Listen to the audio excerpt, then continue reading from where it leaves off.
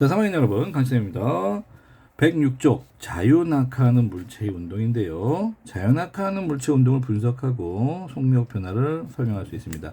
자, 자유낙하라는 것은 조건이 있습니다. 자유낙하는 공기 저항이 없어야 자유롭게 낙하하는 거고, 처음 떨어질 때 처음 속력은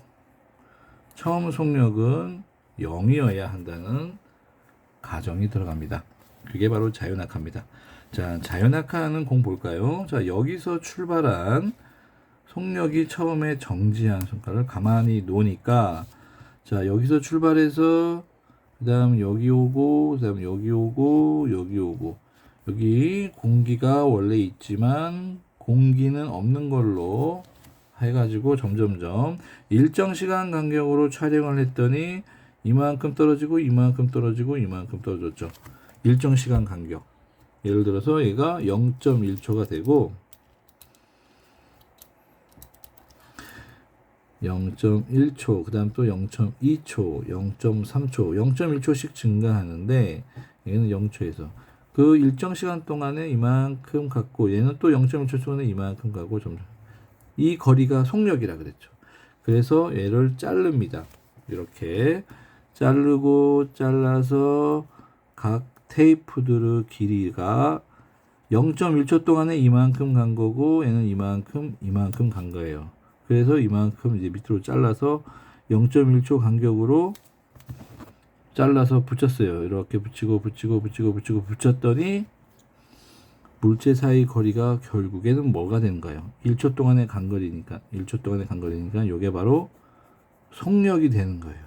그래서 속력이 여기를 연결하면 직선 형태가 나오죠. 0.1초 동안에 이만큼 증가했고 또 0.1초 동안에 이만큼 증가했고 0.1초 동안에 이만큼. 요 올라간 간격이 어때요? 일정하죠. 그래서 속력이 어떻게 된다? 일정하게 움직이는 것을 알 수가 있습니다. 자, 그래서 우리는 자유낙하 운동의 자유낙하 운동을 우리가 공부하고 있습니다. 그래서 자유낙하 운동을 분석하니까 물체 사이의 거리가 시간에 대해서 이렇게 점점점 올라가잖아요. 이 물체 사이의 거리가 속력을 의미하는 겁니다. 그래서 속력이 증가합니다. 지난 시간에는 속력이 어땠어요?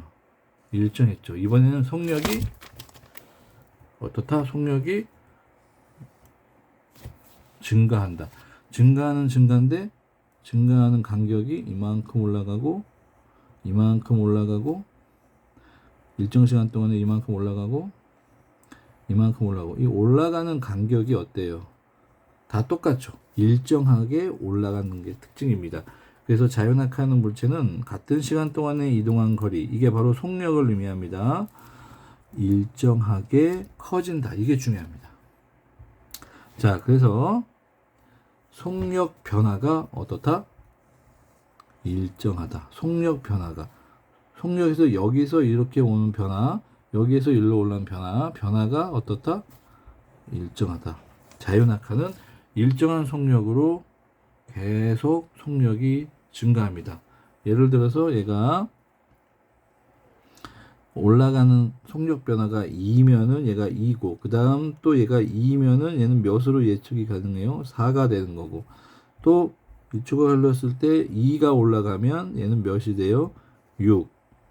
또 1초가 흘렀는데 2가 올라가면은 이제 8. 자, 속력의 변화가 2 속력 변화가 2로 일정하다는 거고 그 속력은 이렇게 직선 형태로 증가한다. 그렇게 보면 되겠습니다. 자, 자유낙하하는 물체가 시간에 따라 속력이 일정하게 커지는 것은 물체가 낙하하는 동안 아래 방향으로 중력을 계속 받기 때문입니다. 번지점프, 스카이다이빙 할 때 공기 저항이 없다면 중력만 작용하여 시간에 따라 속력이 일정하게 빨라지는 자유낙하 운동을 하는 거죠. 공기 저항이 없을 때 이렇게 직선 형태로 나와서 속력이 나옵니다.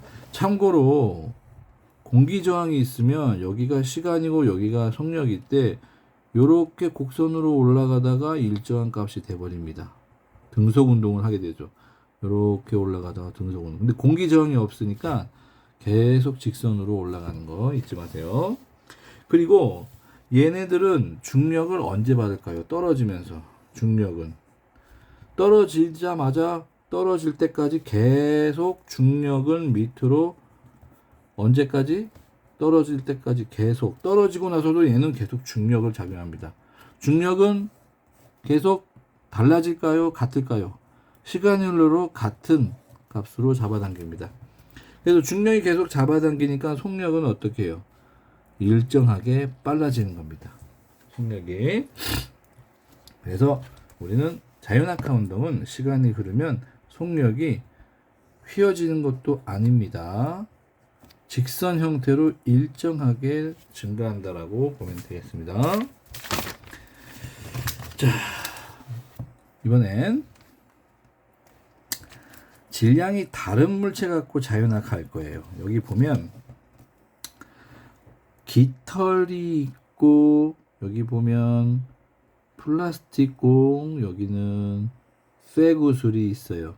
질량이 다른 그런 진공 장치가 있는데, 얘가 가장 무겁고 얘는 좀 덜 무겁고 얘는 깃털이에요.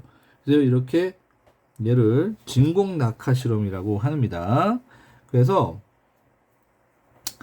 여기 보면 얘 쇠구슬이 있어요. 쇠구슬이 있고, 잘 보시면은 여기 뭐가 있죠? 깃털이 있고 여기도 깃털이 있어요. 그런데 얘네들은 요 깃털은 자 하나 요 세 개 중에 얘 하나는 진공이고 하나는 진공이 아니에요. 얘도 진공입니다. 그래서 얘는 공기들이 있는 저항이 있기 때문에 자유낙하는 요 두 개만 자유낙하 하는 거예요. 그러면 얘를 이렇게 뒤집었을 때 얘하고 얘만 자유낙하하고 얘는 공기 저항에 의해서 저항을 받습니다. 이 실험을 할 건데 공기 저항이 없는 자유낙하 요 두 개가 진공이기 때문에 뒤집었을 때 얘는 어떻게 되냐? 똑같이 떨어집니다. 질량에 관계없이. 그래서 우리가 이렇게 보면 되겠습니다. 진공에서 공과 깃털이 같은 높이에서 동시에 자유낙하하면 물체는 동시에 도달합니다. 결국 무거운 공과 깃털이 질량은 다르지만 질량과 관계없이 속력이 빨라지는 정도가 같기 때문입니다. 속력이 빨라지는 정도가 같다? 그러면 세로축을 속력, Y축을 시간이라고 했을 때 빨라지는 정도가 같다라는 것은 직선값을 나타내 줍니다. 요 기울기, 이것분의 요 기울기가 바로 지구에서는 9.8이라고 되는 거예요. 자, 그래서 지구에서는 속력이 빨라지는 정도가 1초에 9.8m/s씩 빨라집니다. 그래서 9.8, 1초 동안에 9.8, 1초 동안에 9.8, 그래서 9.8씩 증가해서 속력이 증가하는데, 이 9.8이 지구에서는 9.8이지만 다른 행성은 9.8이 아니에요. 지구니까 9.8입니다. 이게 또 언제 써먹냐? 자, 물체에 작용하는 무게는 중력의 크기는 무게입니다. 무게는 질량에 비례하는데 이 질량 있죠. 이 질량에다가 9.8을 곱하면 물체의 무게의 중력의 크기가 된대요. 이게 뉴턴의 운동 법칙인데, 그래서 질량이 우리는 단위는 몇 킬로그램, 뭐 킬로그램이 되는 거고, 중력의 크기는 9.8을 곱하면 뉴턴이 되는 건데요. 자, 질량이 1kg이 작용해 9.8을 곱했더니 1kg이 9.8이니까 9.8 뉴턴이라는 값이 나오고, 요게 바로 무게입니다. 자, 3kg은 9.8을 곱했더니 29.4 뉴턴이 나왔어요. 그래서 얘는 질량이고 얘는 중력의 크기는 뉴턴이 단위를 쓰기 때문에, 자, 질량과 중력의 크기는 질량에다가 9.8을 곱해야만이 값이 같아집니다. 이건 잊지 마시고.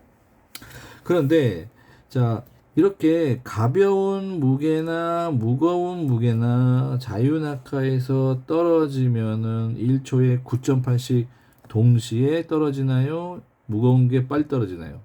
공기 저항이 없을 때는 둘 다 동시에 떨어집니다. 그래서 질량에 관계없이 항상 빨라지는 정도가 같다. 잘 기억하세요.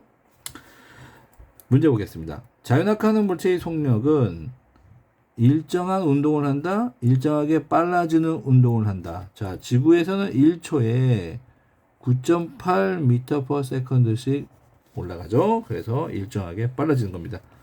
9.8씩 증가하니까 일정하게 빨라진다.